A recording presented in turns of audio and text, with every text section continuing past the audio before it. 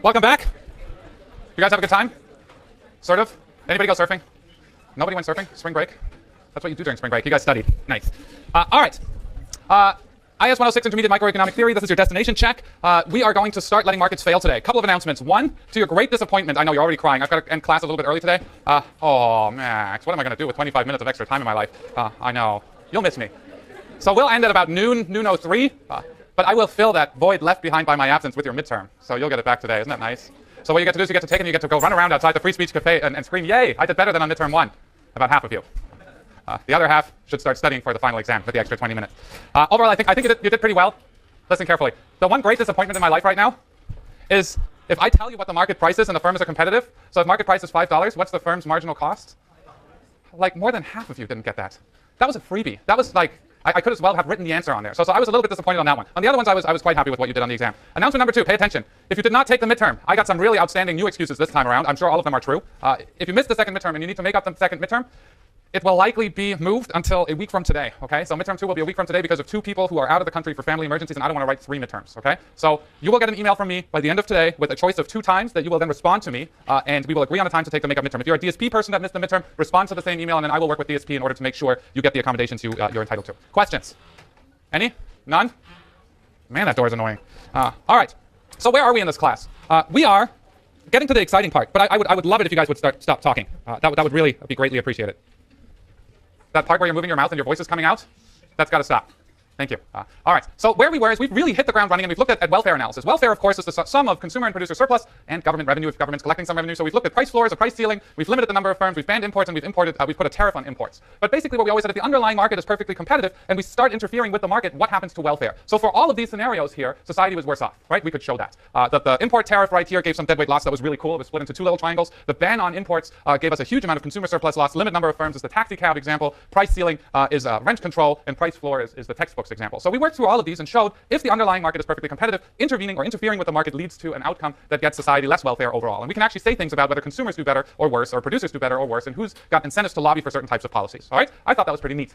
Now what we're going to do next is I'm going to sneak something, a 2-slide thing in here, a topic that doesn't really fit anywhere else. But right after that, we're going to move on to actually looking at market failures, right? What if you have underlying markets that aren't perfectly competitive? What do they choose to do if you leave them alone? And what happens, or what can we do as a society or a government in order to move these markets towards what's socially optimal? So we're going to start with monopolies, because that's easy. We're going to look at my favorite model in the world, monopolistic competition. It shows you why there are 1,000 types of toothpaste. Then we're going to look at oligopolies. We're going to do a little bit of game theory. We're going to look at asymmetric information, externalities, and public goods. And if we have time, we'll do a little bit of choice under uncertainty, too. That may not make it in the end, and people hate that one anyway. All right? So before we get to market failures, what I want to do is briefly talk a little bit about general equilibrium versus partial equilibrium, right? So everything we've done so far is pretty simplistic in the sense that we've always just looked at one market in isolation, right? We've always looked at Hershey's, or we've looked at the market for Reese's, or we've looked at the market for taxi cab rides, and looked at what happens to a specific tax charged on a certain good. Well, if you charge a specific tax of tau dollars per unit of good sold, your supply curve shifts up by tau, equilibrium price rises, equilibrium quantity transacted drops, and we can figure out what the tax incidence from such a tax is. But we've never really looked at the consequences of a policy in one market on what happens in other markets, right? Markets don't exist in isolation. Markets aren't sort of like planets, right? What happens on Mars has very little consequences for what happens on Earth, for example. So, well, unless you're driving a remote control car around it and all of mankind is watching the thing look for water, that's pretty cool. But that's a different story here. When we're thinking about markets, most markets are actually linked, right? The global market for wheat and the global market for soy are linked. The global market for oil and the global market for natural gas are linked, right? What happens in one market has ramifications for what happens in another market. This could be markets defined as markets for different goods, right? Rice versus soy versus wheat. Or we could think of markets as spatially defined units where we look at the market for wheat in one part of Niger and the market for, sorry, not big wheat markets, how about millet? The market for millet in one part of Niger and the market for millet in other parts of Niger, and how what happens in one area of the country in these markets affects what happens in other parts of the country and how that changes over time. The language we're going to use here is thinking about the partial equilibrium consequences of certain policies, meaning what happens if you interfere in a market, what happens to that market left alone without worrying about what goes on in other markets. Versus general equilibrium modeling. General equilibrium modeling makes a change in one market and then looks at what the consequences are for other markets if you interfere in one market. And we're going to do a very specific example to make clear what that means. But for example, if you have a drought or a heat wave or something like this, so 2012 is one of the worst droughts in United States history. What happened to corn? Anybody here from the Midwest? Iowa? Nobody here from Iowa? Gotta send some recruiters out there.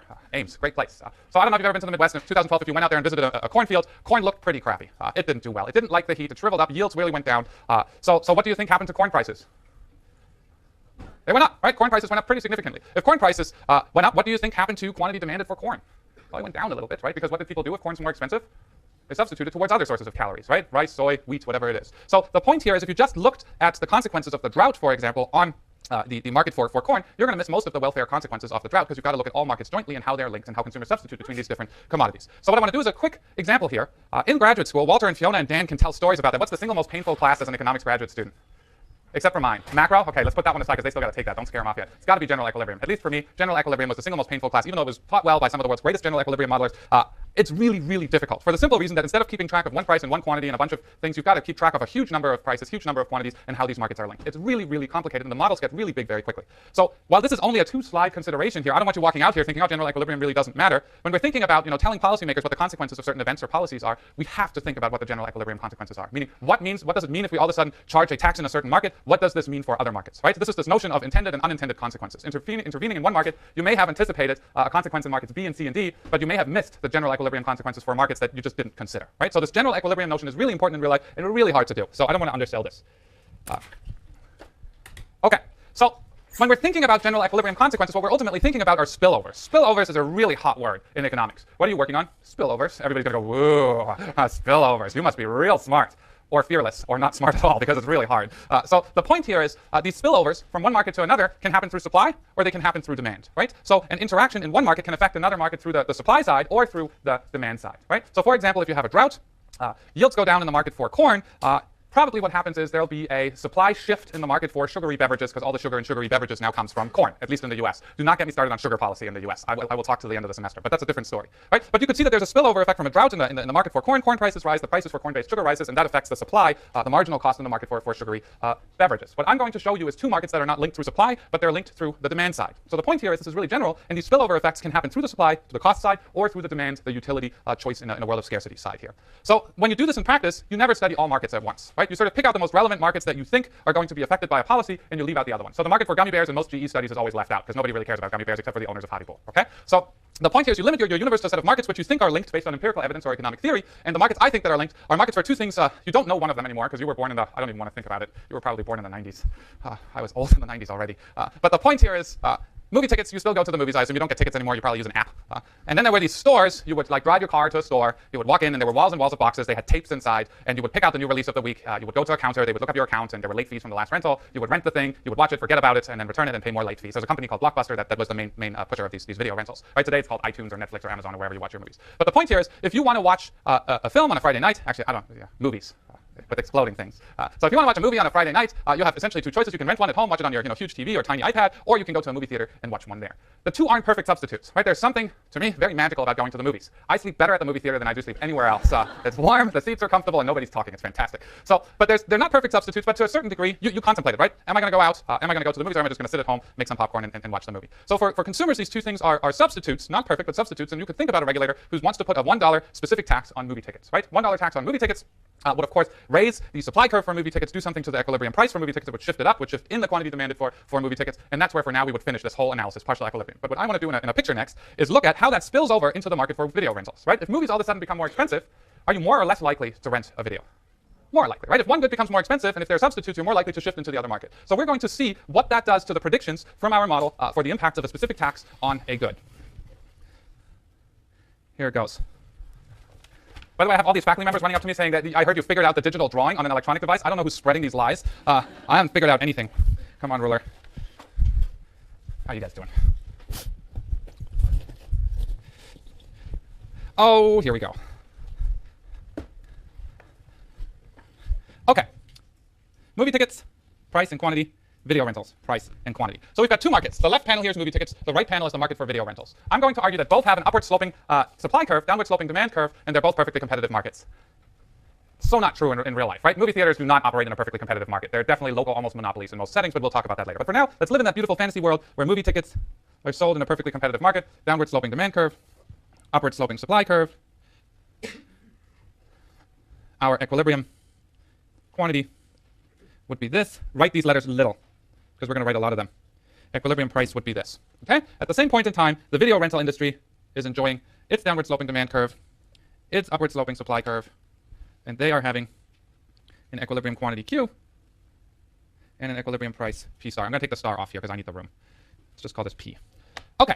So, Max, what are you talking about? I'm not really that sure, but what I want to talk to you about is I want to talk to you about a specific tax on movie tickets. So, if I charge a specific tax of tau dollars, $1, $5, whatever you wish, what happens to the supply curve? Well, the supply curve is just the horizontal sum of the marginal cost curve. It shifts up by exactly the number of dollars per unit specific tax. So, let's do that.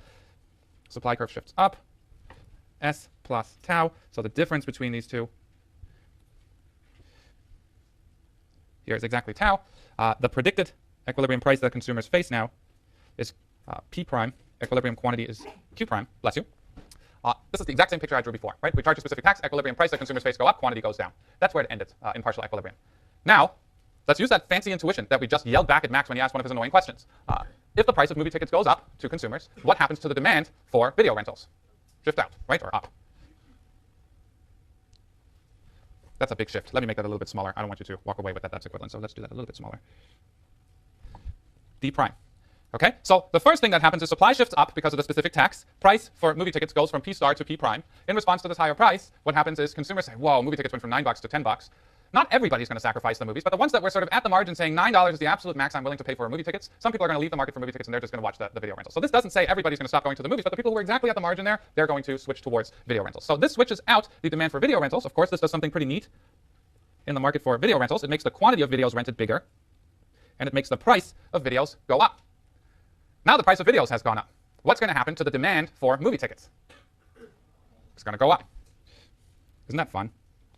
You can see, imagine doing this with an infinite number of goods in abstract math, real analysis. This is fun. Okay, so what's going to happen now here is the demand has shifted out.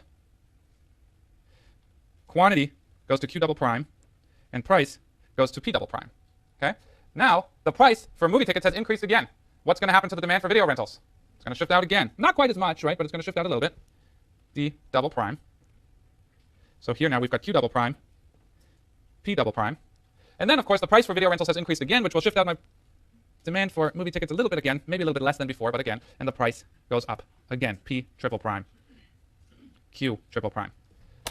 So what I want you to think about here is not that immediate sense of panic you have, I am screwed on the final, right? That's not the relevant takeaway message here. But let's think about what our prediction would have been from putting a specific tax on movie tickets of tau dollars in a partial equilibrium world, right? We would go to P prime right here from P star. So price would rise from here to here. That's the partial equilibrium prediction.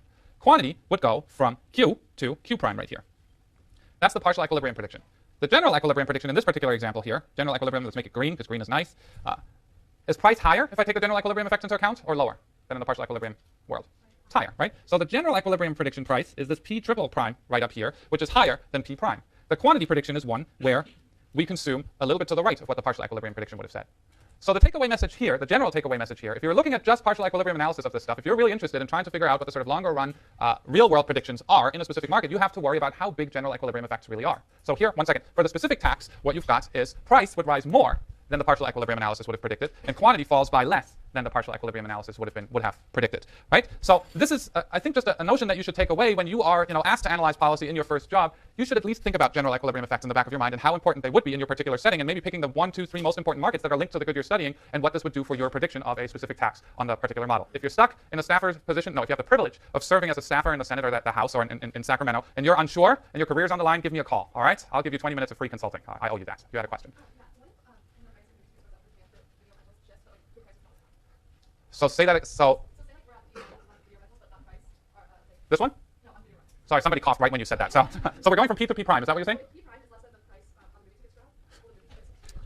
So they don't have to be the same price, right? So I drew it in a way that's maybe a little bit unfortunate that the initial P star and P here are the same. But movie tickets in the initial equilibrium could be $12 a piece, and an iTunes rental, I don't know how much an iTunes rental is, $5 maybe, or $4? $4, right? But whatever the starting point is of the two, there's some people who go to the movies and some people who consume iTunes and some people who do both, right? And excuse me, you're awake now. The point here is there's some initial equilibrium where people choose the optimal consumption bundle depending on the relative prices of the two things. Now you tax one, which in some sense changes the price ratio between the two goods, right?